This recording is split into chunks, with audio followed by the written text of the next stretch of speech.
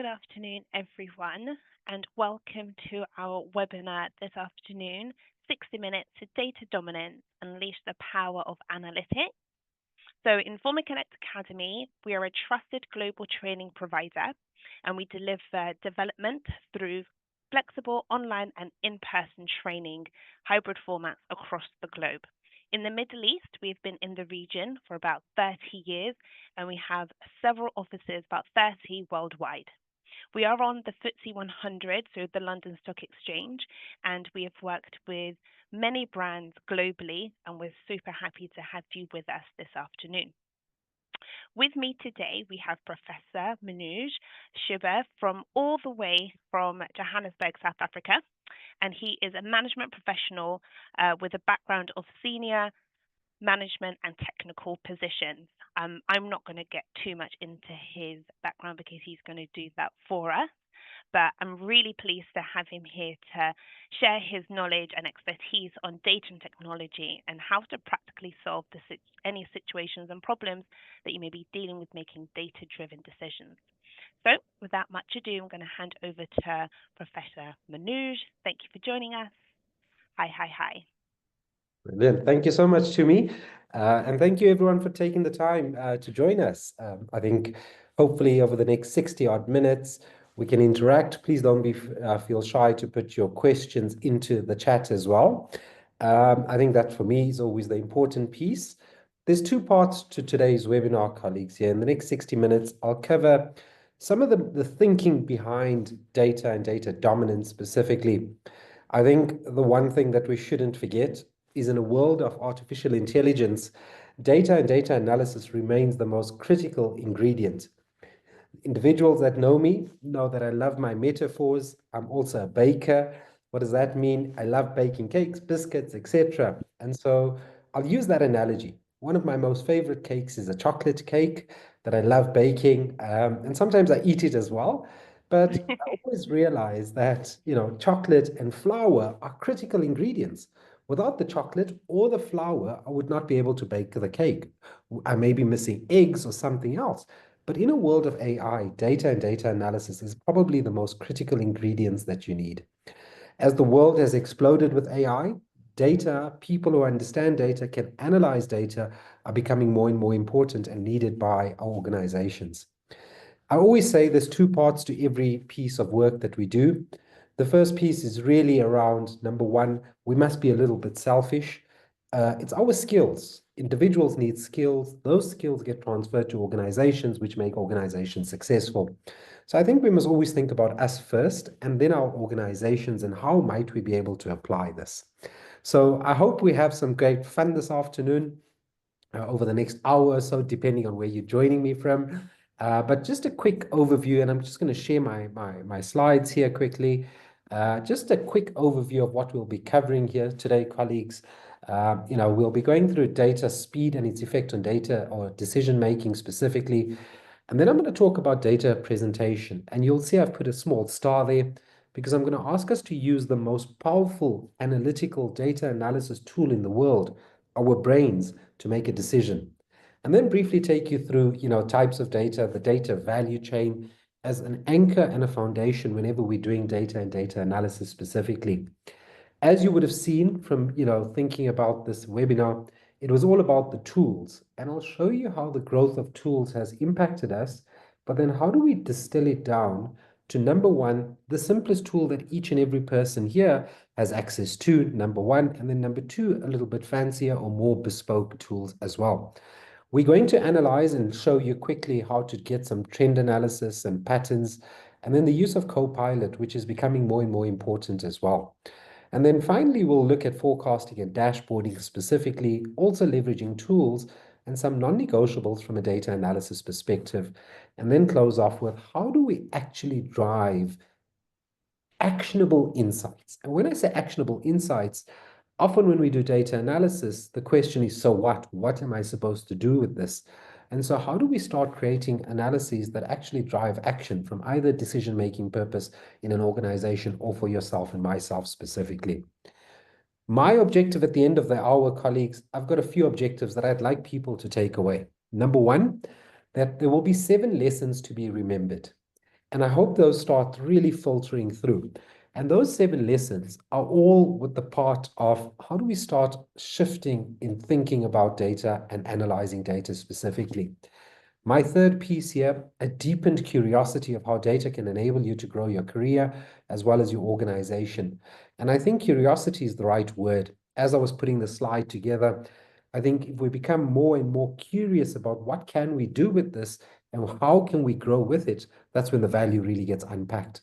And then finally, an appreciation, colleagues. I don't think we can speak data analysis without talking about the 2 letters that have been put together more recently, AI. That an appreciation in an AI world, data and data analysis are the most important ingredients. Without this, AI cannot exist or work effectively, efficiently, or productively. And so, because we've got such a short time together, I'm going to deep dive into it. And colleagues, I'm just going to stop sharing for a few seconds here. But I've chosen pieces that I think are really, really important. I've got many, many years of experience in being able to start analyzing data firstly, but then also translating it into value across different industries, whether it's the oil and gas industry, whether it's financial services, whether it's nonprofit organizations. Think about sustainable development goals. Think about ESG as well, environment, society, and governance as well. So across a whole range of sectors, including the healthcare sector. And I always said, the principles of analyzing data remain the same. Regardless of the industry within which you apply it, the principles are the same. The question has always been, so what? What does this mean and what can I really do with it? And so where I thought we'd start off with is just a broad overview specifically here around how we think about data and data speed specifically. And so in thinking about this here, I said the first thing is we must acknowledge that there are different speeds of data, which also matches our decision making. The first piece here, in business, generally what happens is we gather, group together and group together historical information. And when I talk about historical information, colleagues, even data or information that has been generated 1 nanosecond ago is technically thought about as not real-time data, but historical information. So even 1 nanosecond ago. So often what happens is that we group these pieces together to analyze trends to make decisions for the future based on what's worked in the past. And now this is where the real complication comes in. We try to do this because we do not want to make decisions based on our gut feel, our opinions, or even just only experience. The reason is, and I think we must all acknowledge this, as humans, we have some biases. So my bias in some of the experiences I have, my personal opinions, and sometimes I just don't wake up on the right side of the bed, so I may make the wrong decision. So in order to be as objective as we can be in our decision making, the idea is to bring data into it. However, there is a problem with this here, specifically in business where we're using historical data. The fact that we use historical data to make future predictions, one of the underlying assumptions that we have is that the future looks something like the past. And that's the best we can do, colleagues, is that we acknowledge, especially when we're looking for trends, patterns, and doing some forecasting, that sometimes we may get it right, sometimes we may get it wrong. But what is the confidence interval within which we can start really, really understanding what may come out into the future? And for me, that's important. Because without an understanding of that, often what may happen is really, really an understanding that we are making a prediction about the future that does not have any data yet. So it's the best that we have at the moment. But I want us to juxtapose this. That's in the business context, we use historical data to make future predictions. Not many businesses, very few use real-time data to specifically make real-time decisions. In other words, change the course of what we're doing. This could be with hyper-personalization in marketing specifically. Noticing that Manoj is now clicking on darker clothing, like I'm wearing a black shirt today, that maybe today we want to sell him a lighter color shirt. So we then tweak almost in real time the types of shirts that we show him when he's online shopping. But otherwise, besides that, strategic and operational changes may not always be able to be done in real time. Where it does play a role is in health and safety. If we think about it, elevated levels of CO2 in the air can signal to say, hold on, there's something not right in the air. We better evacuate the area, as an example. So very few but important instances in which real-time data can be used in the context of business. However, as humans, and I always say this here, as humans, you and I are what I call IoT devices, Internet of Things devices. We are sensors. We generally have 5 senses: the sense of sight, smell, taste, hearing, and touch. And how do we use that? Because we're continually collecting this data. And so when I think about that, I say, think about us personally. We make decisions in near real time. For example, think about today. When you were driving, we were collecting data through our eyes and analyzing this data in the most powerful computer up here.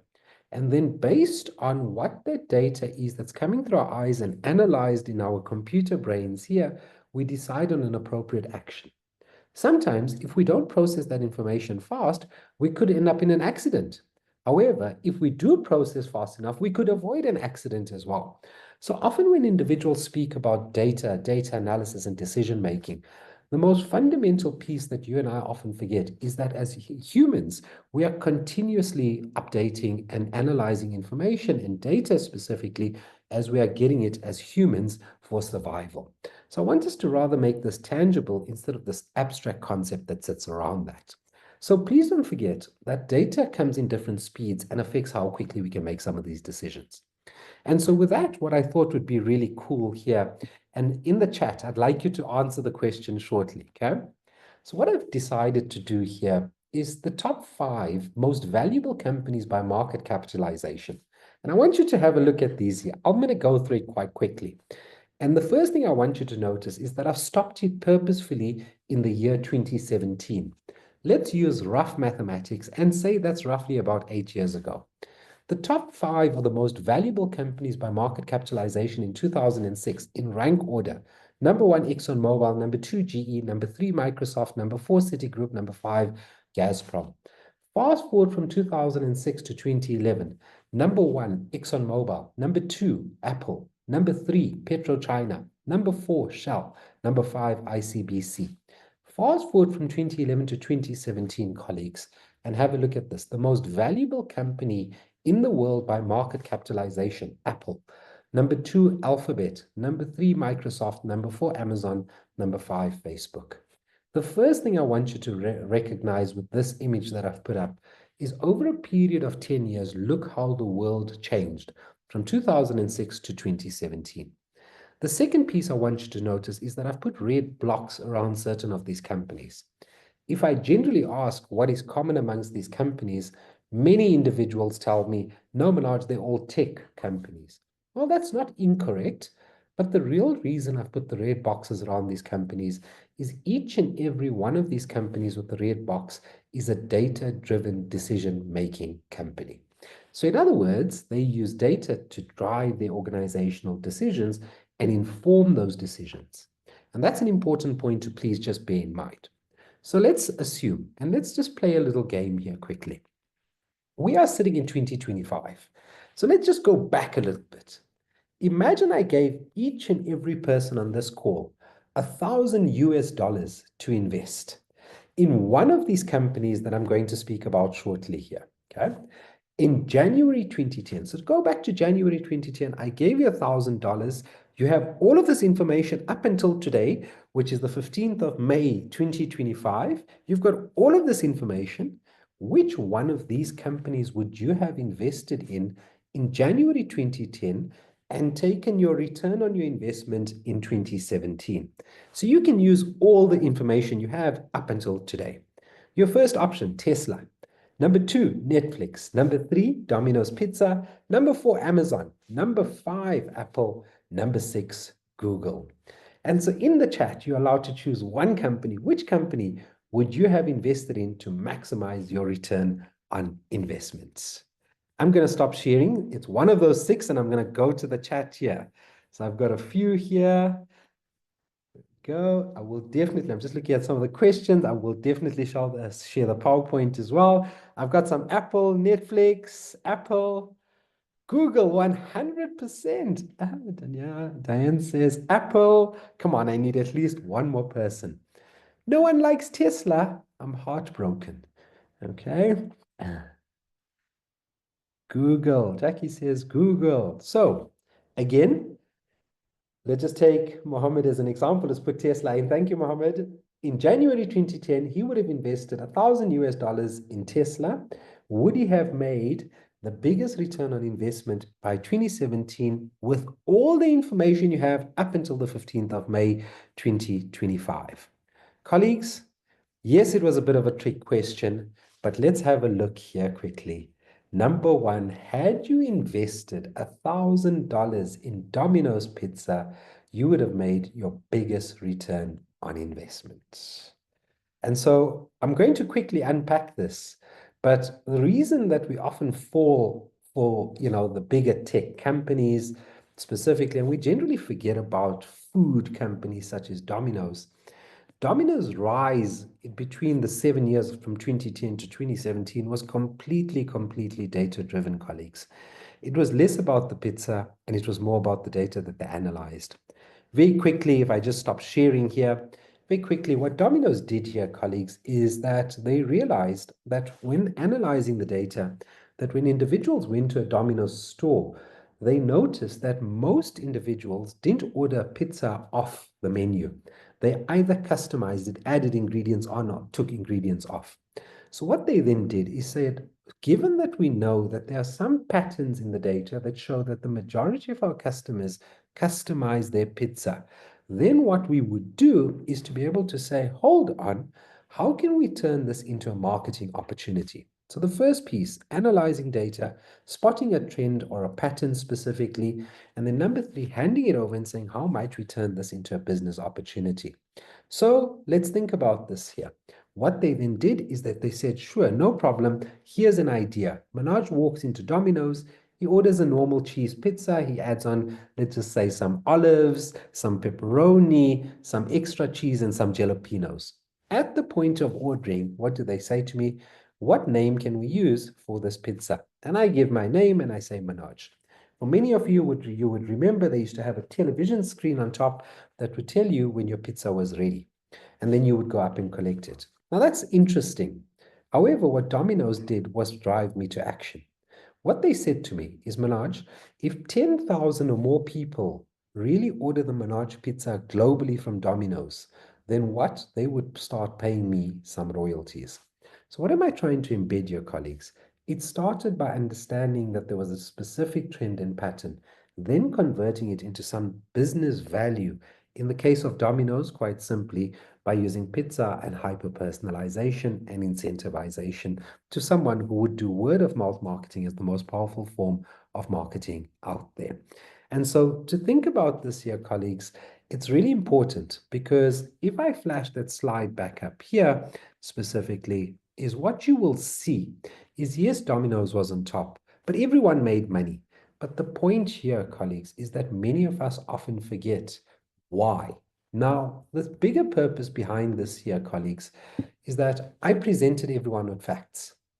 How I presented the information may have influenced your decision. And so what you may have heard may have also influenced your choice. So have a look at the chat. If you can see how many people have put in their answers there, you will see, and I did not see it, so you'll forgive me on this here, but I didn't see anyone say Domino's Pizza. So the point that I'm trying to drive here is that the way information, data, you want to call it whatever, is presented can influence how individuals make decisions or the choices that are made. And for you and I, one of the most critical components is to ensure that the way we present information or data reflects the reality. And just to close this off here, colleagues, and then I'm going to give you your first leadership lesson. The most valuable companies by market capitalization in 2023, and I'm just going to pull out here a little pin quickly, if you don't mind. In 2023, you can see the top most valuable companies. And then in 2024, in December last year, there's always a lag, colleagues. I take this once a year. So at the end of 2025, we'll relook at it. But you can see largely still the technology companies that are really dominating the space here. And so lesson number one for us, colleagues, today is that our brains, our minds are the most powerful analytical tools. how we think about data, how we interpret that data, and how we make decisions based on that data. And I always say, don't worry about the software. We start with us here. And with that, then, colleagues, as lesson number one, let's start getting into the meat of data and data analysis specifically here. And so the first question that I often ask individuals is, when we want to do data, what is this thing called data? You know, we often focus on one type of data. However, good insights that drive our businesses forward are the insights we get from combining different types of data that has been analyzed together. And so let me just talk about that briefly before I flash up the next slide here in our next leadership lesson. The first thing that I'd like to say is, if Tumi just gave you my name, it's meaningless. It's just a simple single data point. The only way you truly get insight about me is by understanding not just my name, where do I live, what's my educational background, what's my work experience. The more information you get about someone like Manoj, guess what? The deeper your insight is on him. This works in every principle. Regardless of the type of business you're in, the more different types of information that you pull together and different types of data you pull together, the deeper your insight gets on whatever problem or opportunity you're really looking at. And I think sometimes we forget about that. The reality is, and sometimes I say it's an unfortunate reality, but it's also a fortunate reality. The predominant type of data that you and I analyze is number data. But there are four different types of data. And so let's get into those four different types of data here. When we look at these four different types of data here, colleagues, is that the first one and the most dominant one is numbers. And that's where many of us often spend a lot of our time. But we must acknowledge that the second type of data that we have is what we call textual data. Regardless of the language that it comes in, think about text, the things you and I read specifically. That's the second type of data. The third type of data, and please, colleagues, in no priority order, is this thing called images. Think about images, pictures, or even videos. So the third type of data is images or videos. And then our fourth type of data that we officially sort of recognize is what I generate quite a bit of, which is sound data here. And so when we think about data, and I ask it as an elementary question, because we mustn't only focus on this, we must also acknowledge that there's textual data, images and videos, and then sound data as well. I purposefully put this picture up. If I think about us right sitting here right now, is that many of us on our phones, as I pick up my phone, and I apologize for picking it up, but if you look at your phone, I simply swipe up, and guess what, colleagues? All of a sudden, it opens up here. And that's done by facial recognition. It's essentially mapping the data points of my face and then being able to open it up. I think about this whenever I visit the UAE, is when I go through immigration. It's all done on what we officially call biometrics, but it's a type of data that's being analyzed. It's matching together different types of data, looking for patterns and pattern recognition. So the four types of data, colleagues, and that leads me to leadership lesson or lesson number 2. The data comes in different types. And deeper understanding is in combining different types and then getting a deeper understanding. So it's about the understanding getting deeper, the insights, by really combining the different types of data that comes together. And so with that, colleagues, I'm going to ask Tumi to put up our first poll question, if you don't mind, Tumi. And really, let's just engage with that, because the next piece that we're really going to start hurtling towards now is essentially, data only has true value if we understand the data value chain. And so please, colleagues, if you don't mind, really about taking your time here just to answer the poll question that has popped up here. And I'll just give a few seconds around that, because it really tells us and gives me insights into what some of the questions or the problems are that we face here. And while we're doing that, I see that, Google, not as a search engine, but as the company, 100%. They call themselves Alphabet. I always say they can change their names quite often as well. Okay. So I hope you've all voted there and we've got some insights there. So let's start hurtling towards really getting our fingers dirty towards, analyzing some data, etc., that we see. So the first thing that the second piece that I really want us to understand here, colleagues, is that to be able to generate value from data, to really be dominant, we must understand specifically that it's all about that having an understanding of the value chain. So I apologize about that, but data can only have value if we follow a very specific process. Now, the biggest misconception that most of us often have, or most individuals have from a data perspective, is that, data can answer questions we haven't defined yet. Now, this is where I've got to unfortunately bring in some of my personal experience, number one, but also experience from a number of experts and professionals in the field that I often get an opportunity to engage with. What we've often found is individuals try and get a piece of data and then they just start analyzing it with no clear sense of direction, no clear sense of a question that they're trying to support through data. And this is where I raise an important point here, colleagues. I want no one to ever forget this, that data and data analysis are simply enablers. What does that mean? Like technology has often been talked about as an enabler. It enables us to go from problem or question to solution. It doesn't come up with the solution. It doesn't define the question. All it does, it enables us to go from one point to the next. And for me, that's an important point here because data analysis has been rooted in a lot of mathematics and statistics, which spans decades, centuries old calculations. The only thing that has changed nowadays, colleagues, is the tools that we can use. And so what we have found extremely valuable is our ability to say, how do we use this from a value chain perspective? I'm a huge fan of value chains, not because they're simple, but more importantly, because they tell us specifically what is the process that must be followed to unpack that magic, that value that we really want. And so what we formally have in data is something called a data value chain. Very quickly, colleagues, the first piece of the data value chain is really trying to understand the objective. What are we trying to achieve? What is the problem we're trying to solve, the opportunity, or what is the question that we're trying to understand? The second stage then, so that's stage number one. The second stage is actually acquiring the data. Where am I going to get this data from? And if I look at the poll question that I popped up earlier or that was popped up, then I've got to actually clean that data. Formally, we call it data processing, but you'll see we talk about cleaning the data here.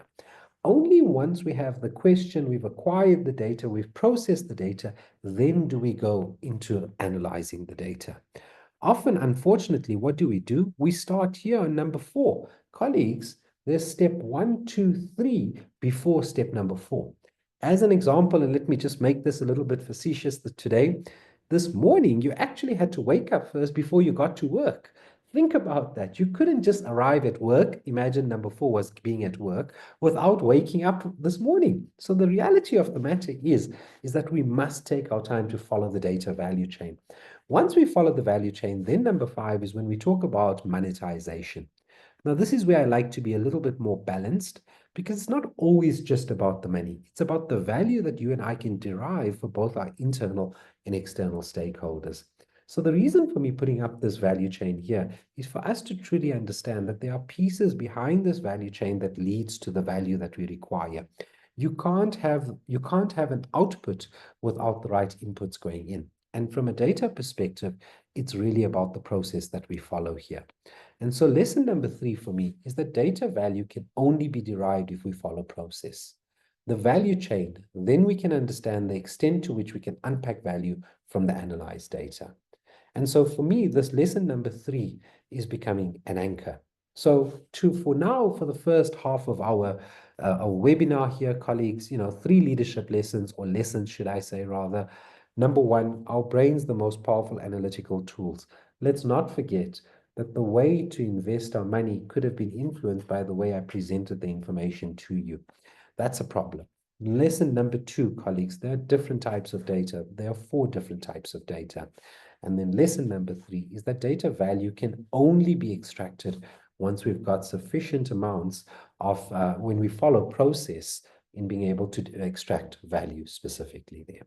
And so with that then, colleagues, what we're going to go into is this notion around tools. I often hear, Manoj, tools, tools, tools, tools. Like, which tool do you think is the best? I say the one that enables you to be able to achieve what you want. There are many tools out there, colleagues. So the tools have constantly changed and over the last decade and a half. The only way for me to demonstrate that is through this visual here. And I just took this visual because it starts in 2012 and it ends in 2023.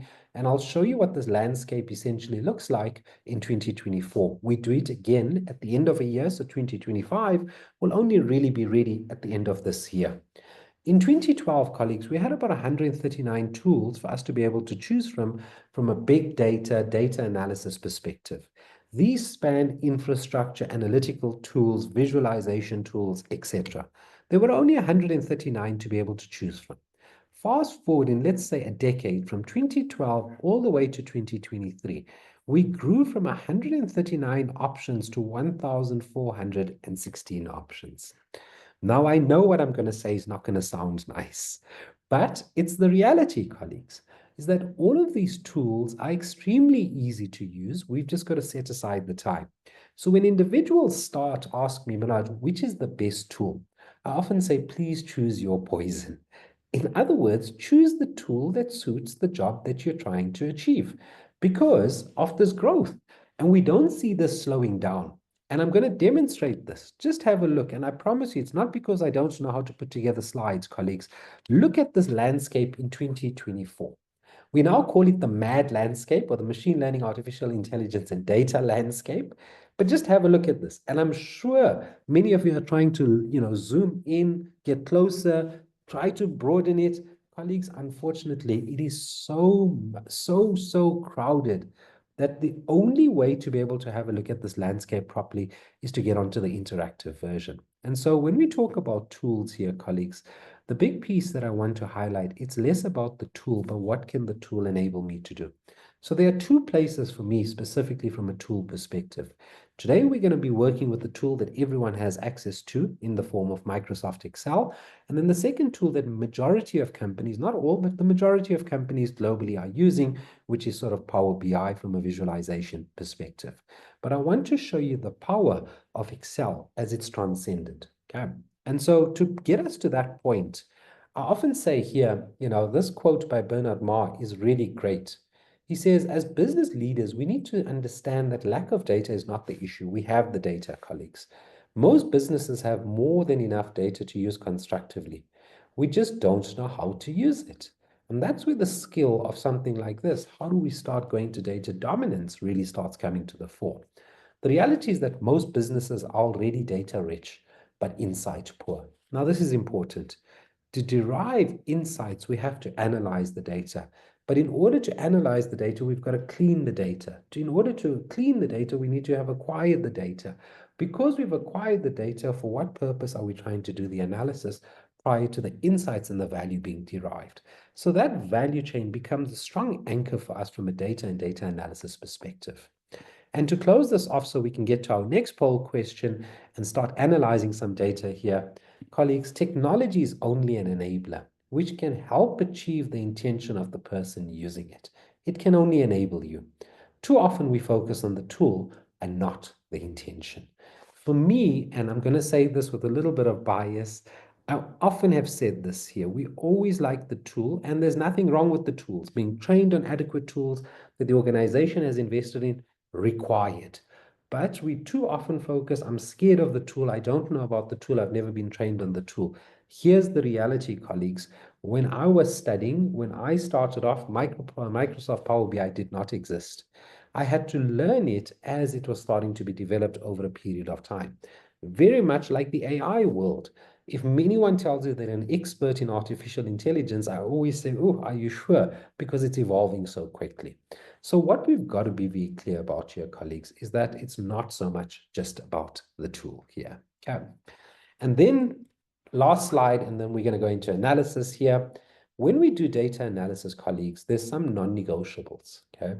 Data analysis requires us to always start on a base, and then we can elevate forward.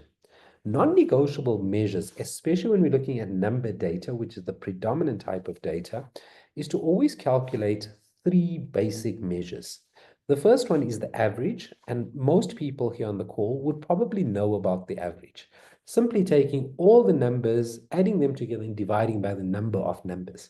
For example, here, if I think there's 20 of us on the call or the webinar today, I can ask everyone for their salaries. I can add them together and divide by 20. The problem of the average, colleagues, is that it's influenced by outliers. So as Tumi introduced earlier, she may be making a salary of AD per month. Let's just make it per month. To me, I was told we must manifest what we want. So I'm going to give you a salary of 1,000,000 dirhams per month. Okay. What happens in this case here? Month that she earns, and by the way, I'm only joking about that. The 1,000,000 dirhams that she earns per month there. What happens in this case here, if we add it in, because it's a big number, it will make us all look on average like we're making a lot of money per month. And even on the other end, if there's a small number, let's assume, and let's put myself there, Manoj making 1 dirham per month, that's going to influence the average. In other words, it's going to pull everyone down. So it's important to acknowledge that even though we calculate the average, it does have problems, and the problems of the outliers specifically. From a data analysis perspective, because there's the problem of outliers, we often have another measure called the median. The median is not affected by outliers because all the median is, colleagues, is a middle number when data is arranged in some order. What does that mean? That we put our data in order from either big numbers to small numbers or small to big, it doesn't matter, and we simply find the number in the middle. And so the median is often preferred. However, for today's webinar, we'll be calculating the average, but also understanding that it does have the problem of big outliers and small outliers that may affect that number. And then the third measure here is the standard deviation. The standard deviation, colleagues, is a very fancy term that we often use from a data analysis perspective, simply to show the volatility or the stability of our numbers. Often what we say, the more or higher standard deviation, and you'll notice I'm using my hands here, a higher standard deviation means more volatility. A smaller standard deviation closer to zero simply means, guess what? Minimal volatility, more stability. So in data, we always like to make sure that we try and understand what is the average at least, and how stable are those numbers or how unstable are they. And so what I'm going to quickly do is I'm going to put together a pivot table to help us summarize, to show how quickly we can start analyzing this data. So while I start with that, colleagues, I'm going to stop sharing. I'm going to ask Tumi to put up the second. Yes, Ayan, I love that. Garbage in, garbage out. The second or the next poll question while I start going into it. Okay. And colleagues, please, I just want to be clear. There's only one Manoj that does exist. I've got another screen. It just makes it easier for me to be able to start, presenting, etc. here to show you all the features. Okay. So I'm going to open up here and I'm sharing my screen, and I'm going to start with the first one. I just want to close the poll here on my side. There we go. I'm going to quickly do an analysis while you're completing that poll specifically here, colleagues. And I'm going to quickly show you specifically how we can really, really think about analyzing the data from the non-negotiables. The most important tool that I often find, and I'm using Microsoft Excel here, is that the pivot table is extremely, extremely powerful. It's just unfortunate that sometimes we just don't recognize it, okay? But the first thing here, I've got a data set, colleagues, and I'll share the data set so when you get the recording, you can also follow it and have a look at this here. But from a data set perspective, I've done the first piece really about cleaning the data. This data was slightly dirty, so I've cleaned it up. I've replaced missing values, etc. in it. I will show you just now how we import data, etc. In this case here, all I generally do here, colleagues, you'll see is I generally click in cell A1. I hate having extra rows and extra columns. I always delete those, and I always make sure A1 is where my data set starts. From an Excel perspective, this becomes extremely easy then. Once I've clicked on cell A1, I simply then go to Insert. Once I've clicked on the main ribbon tab called Insert, what you'll see very quickly is that there's an insert function for a pivot table. I will click on that pivot table, and automatically, and this is where Microsoft Excel has excelled quite a bit. Given that I've put the data in, etc., it has detected where there is data and formed a border around it. My experience over the last 3 to 4 years, specifically with the PowerPoint or pivot table cells here, is that it's really, really, about saying, okay, hold on, it can detect it quite good. It's not, in the last 3 to 4 years, it's become more and more accurate, and being able to detect where the data is. In this case here, let's assume it's correct, and I know it's correct looking at the numbers. I then simply say table range agreed.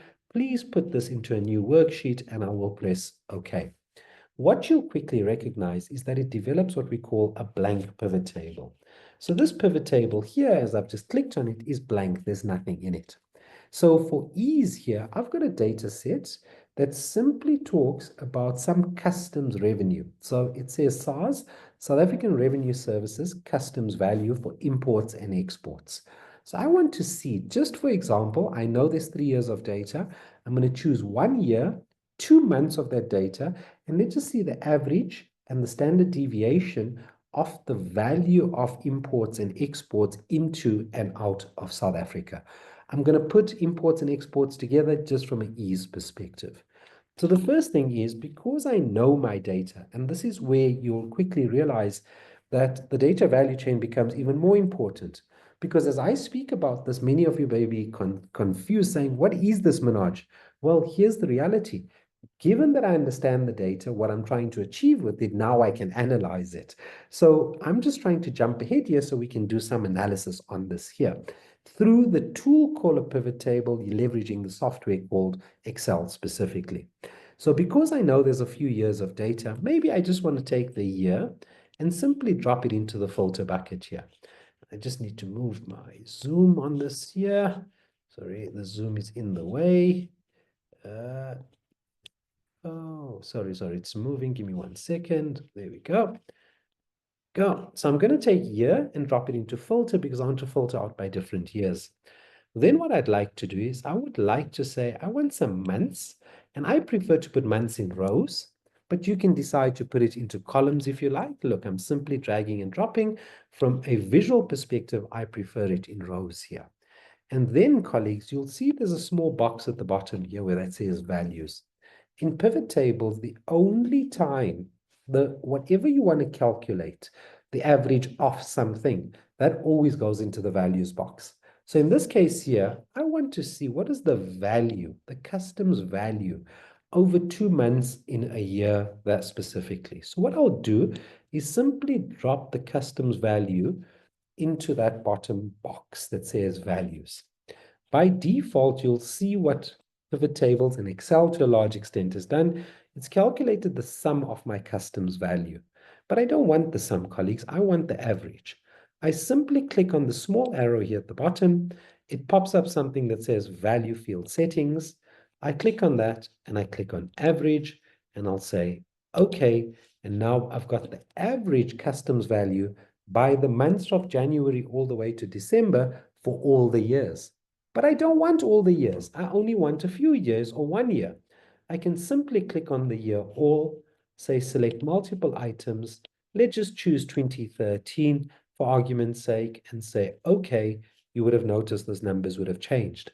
I also do not want all the months. I only want 3 months. Let's just make it 3 months because we've got the data in front of us. Unselect, choose January, February, March. And now all I've done is create a filter.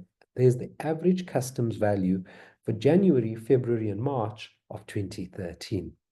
Let's assume now I want my second measure, or the third one which I spoke about, called the standard deviation.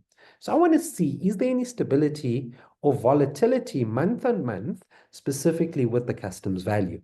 Then all I do, colleagues, have a look at this here.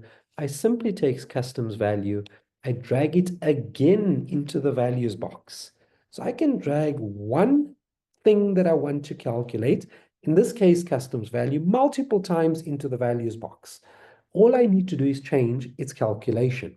By default, it's sum. I'm going to click down, value field settings, and this time I want the standard deviation. So I'm simply going to scroll down, and there it is, STDDEV, and simply press OK. And then what I've got in my table here, colleagues, is the average customs value and the standard deviation of the customs value for January, February, March of 2013. Now, what you'll see, those standard deviation numbers are quite big, which means there's a lack of stability.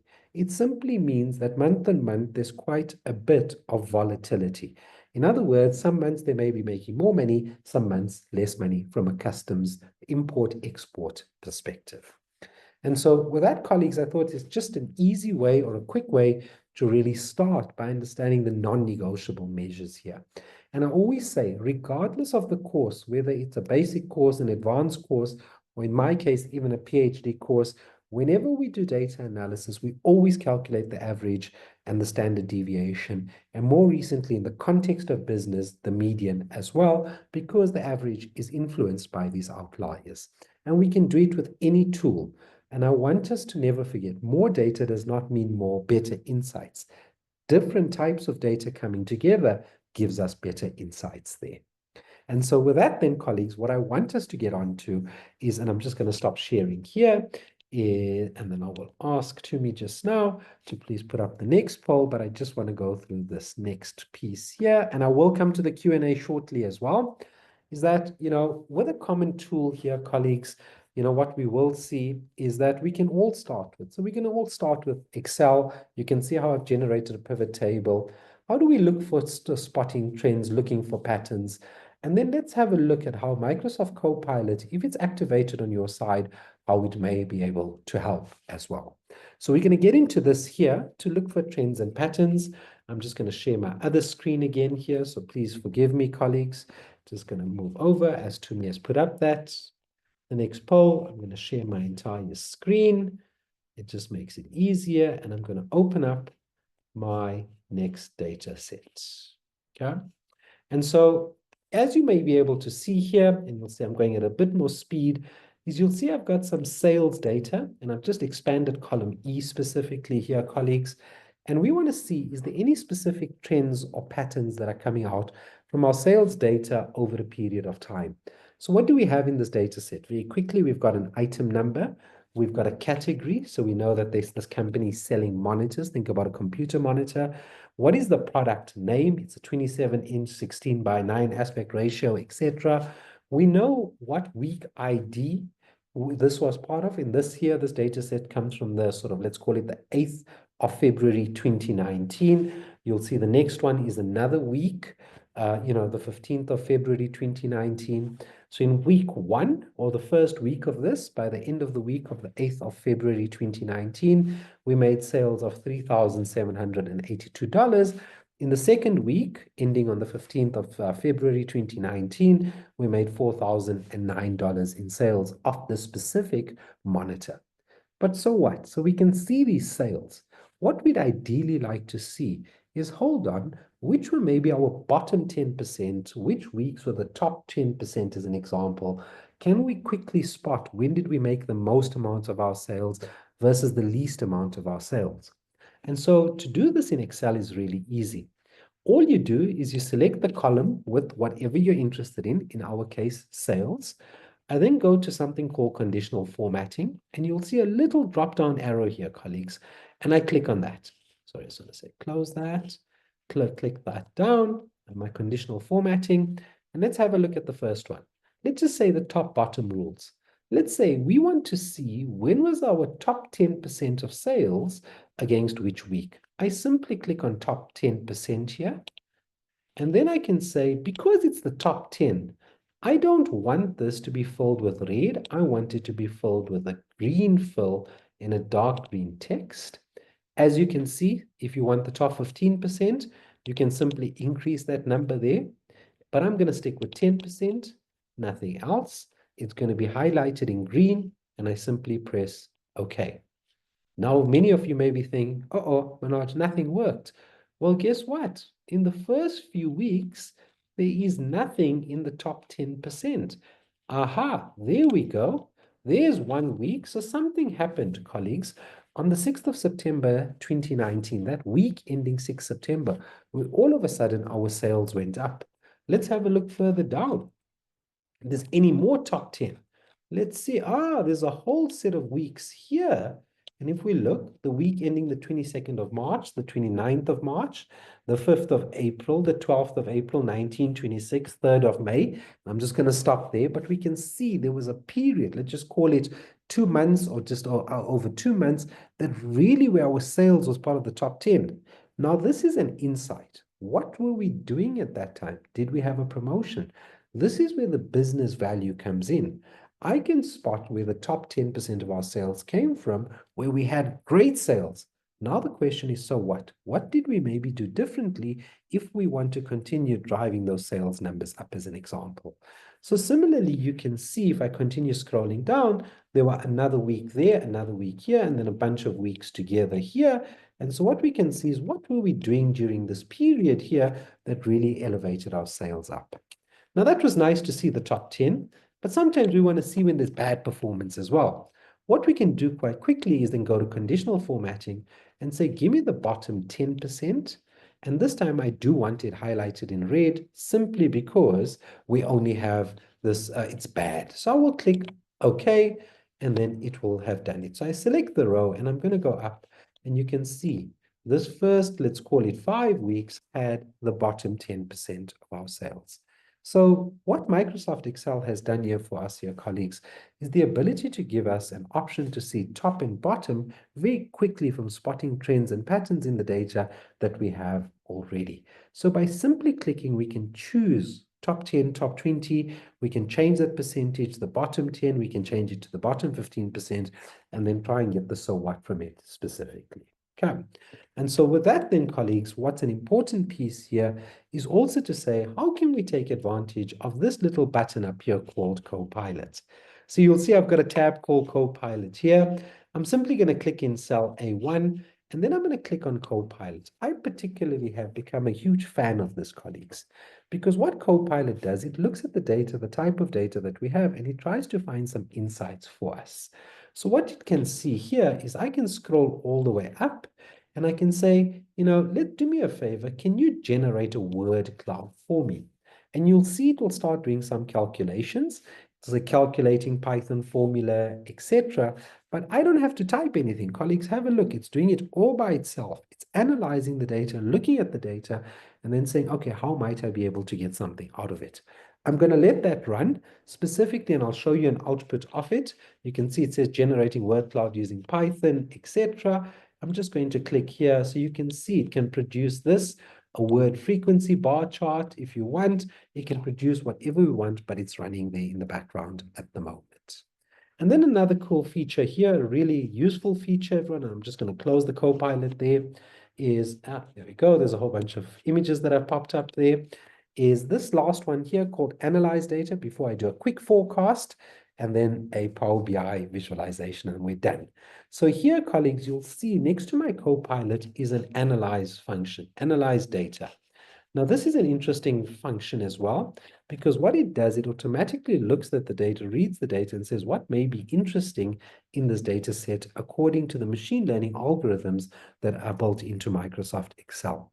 And if I simply click on this here, I'm sorry, I'm going to jump back here. I'm just going to click on Analyze Data. Oh, by the way, there's my word cloud that popped up. So let me just close this here because it was obviously conflicting. I click there, you'll see created a border, and just watch. It's analyzing the data. Again, here's my hands, everyone.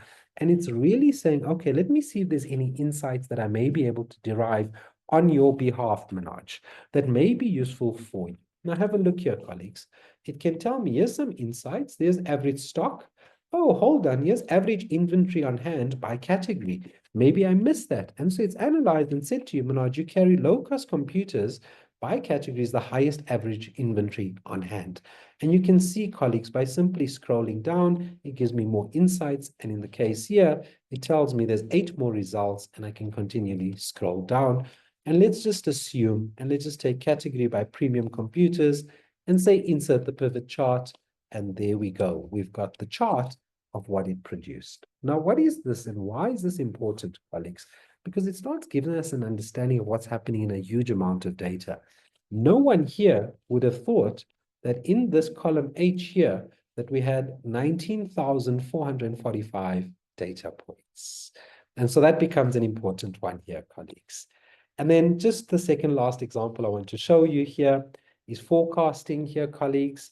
Forecasting can become really, really technical. But in data and data analysis, I simply click on A1 in my Microsoft, and I'm just going to move that. You'll see under my tab on top, I simply go to forecast the sheet. I click on that and it's already producing a forecast for me.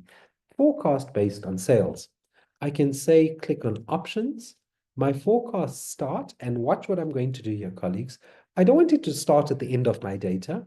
I actually want it to start earlier. So I'm going to go all the way to June the 30th.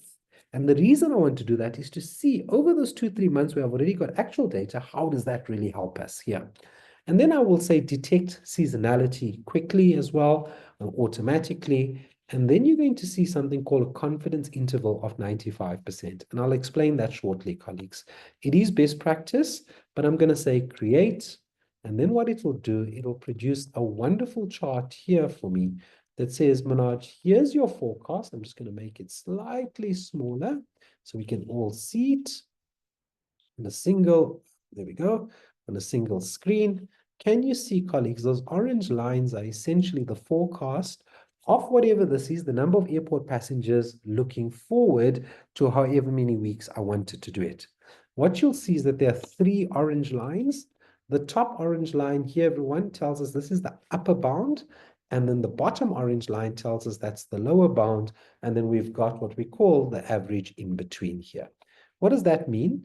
Is that, and I'll speak about that confidence interval shortly. If I look at this table all the way to the bottom, look at this here, this week, remember I added a few weeks on, it forecasted 41, let's just call it 414,000 passengers.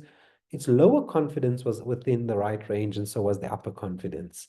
Have a look in the second one here. The actual number was 417,000 passengers. It forecasted 432,000 passengers. It said the lowest number you'll get is 423 and your highest number 442, but you can see it was out a bit. So you can see here, colleagues, that forecasting into the future can become quite easy if we use a simple function like the forecast function. Okay. And so with that then, colleagues, I'm going to stop sharing here as we've got 2 minutes left here. And I just want to talk us through quickly this whole notion specifically around forecasting, okay? So when we use Copilot, using the AI to help us a bit, as you would have seen from the word cloud very briefly, is that we do get lesson number 4, which is there are non-negotiable calculations in data analysis, advanced or not, are always required. Lesson number 5 then, tools exist, but keep it simple. It's a fast changing landscape, and Excel is a good way to get going with minimal to no additional cost for data analysis. Yes, there are advanced tools, but let's exhaust the power of our existing tools. And with that then, colleagues, I showed you some of this from a forecast perspective. But this is where the data analysis technicalities come in. The first thing is, you would have seen, and I said I'll explain this, is that we've used a 95%. All confidence interval, all we're saying is that we are 95% confident that the true value will fall within this range.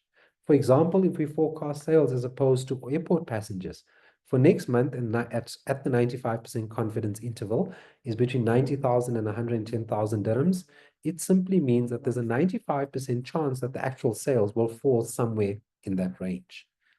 But then that also means there's a 5% chance that it will be less than 90,000 or more than 110,000 dirhams. It's a forecast, it's a guess, we just try to be more confident. Best practice, colleagues, tells us to use a 95%. But what happens if we only want to be 90% confident? As we want to be less accurate, that is willing to be wrong 10% of the time versus 5%, we can have a narrower range.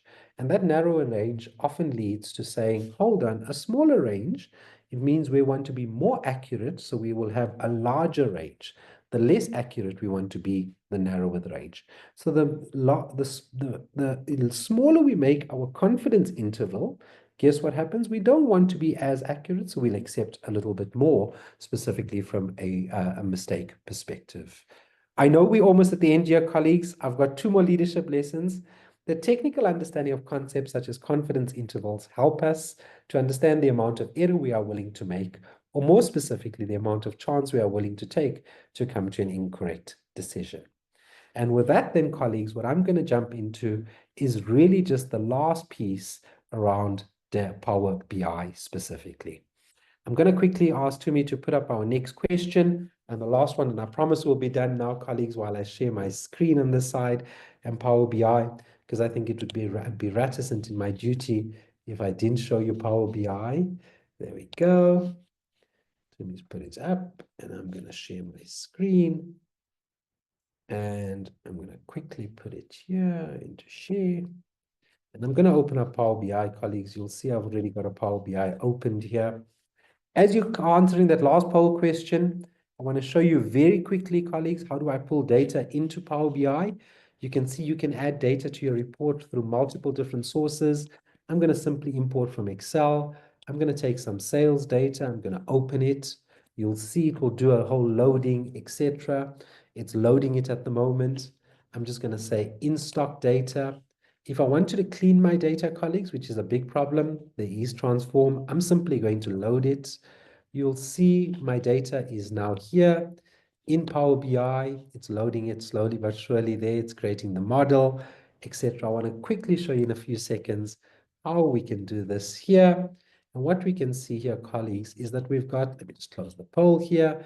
We've got a number of columns that I'm just going to select a few here, and we can start seeing that how quickly we may be able to visualize it. So I can choose any data points I want, and I'm going to just choose there. We've got some computers, and let's just see what make are they, or we want to see how was the week, or we can see number 5, in week what number. Column number 6 simply tells us the average inventory. Maybe I don't like that tabular format, and I want it in a pie chart. It doesn't look so good or doesn't work. I can click a bar chart and it will start giving me some of the data points here. The colleagues, I just wanted to show you quickly to import, and then we can visualize quite easily as well. We can choose any data points we want. The columns aren't labeled so nicely. But what I can do is I can then visualize this using any pie chart or any visualization that exists here. Similar, colleagues, just quickly, and I'm just going to click on it here. Very much like we did a forecast in Excel, I could do a forecast here in Power BI as well. And all I do is I click on that little analyze your visual further, and I can add different lines to it and different labels to it as well. I do apologize that I've gone through it very quickly. Thank you for putting up that poll there.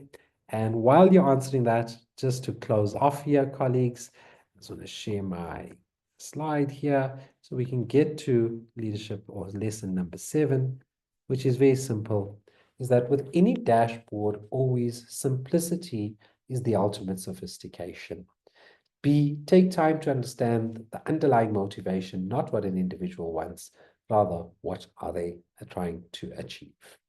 And just to close this off here, colleagues, I'll leave this slide up. Yes, I've taken you through quite a whirlwind here, but I hope the lessons help.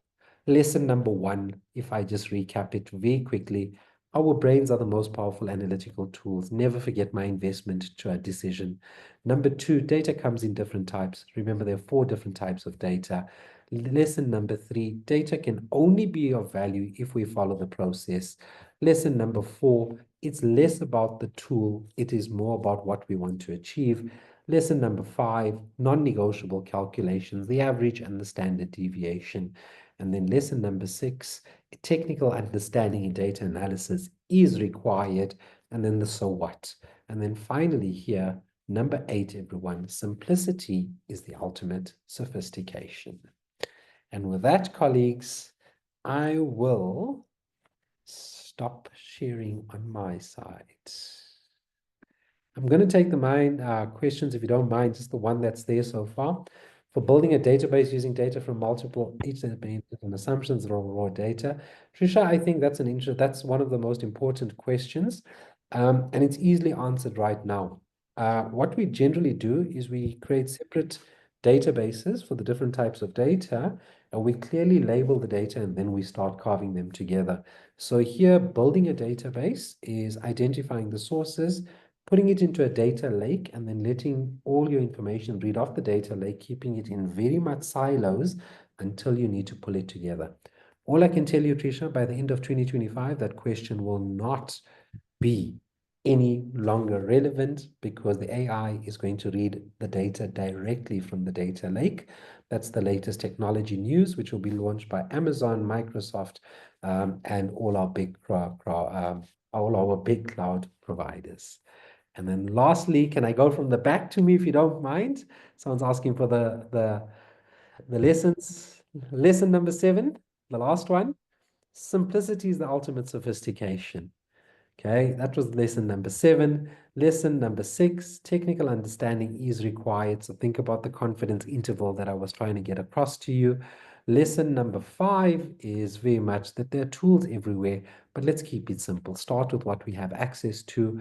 Lesson number 4, non-negotiable measures, 3 of them, average, median, standard deviation. Lesson number 3, data can only have value if you follow the value chain. Lesson number 2, data comes in 4 different types. And lesson number 1, our brains are the most powerful analytical tools we have. Wow, thank you so much, Manoj. It's been a very jam-packed and insightful session, especially with all of the examples that you've shown. For people asking, the recording will be made available.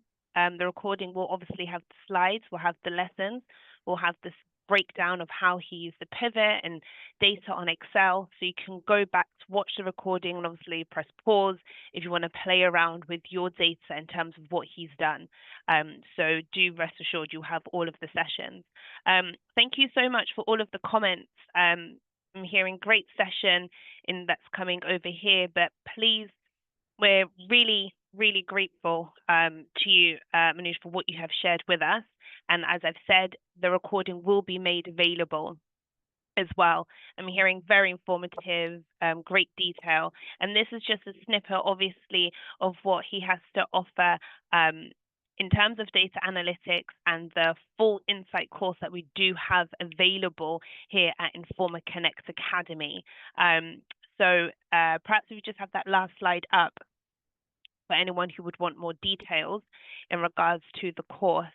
And thank you all for those who have had interest.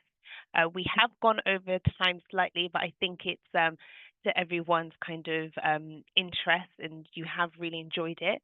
So if you are interested, we'll make this information available via email when we send the recording, but feel free to scan the QR code for courses available where you can have a more in-depth interactive session with your own organization's data, and when you can go through that process with you in a way that you're able to then make data-driven decisions for your team, for your organization. All I can say is thank you so much, Manoj. Thank you for those who've asked questions and participated. The recording will be sent to you shortly. And until our next session, have a great day, guys, and take care. Thank you so much. What if you and your team can be even more informed, competitive, accomplished, even more successful, with programs designed to inspire and empower everyone to become even more. Introducing Informa Connect Academy. With hundreds of global, digital, and in-person training courses led by world-renowned industry experts, reimagining learning experiences for even more unlocked potential. Informa Connect Academy, available at informaconnect.com/academy.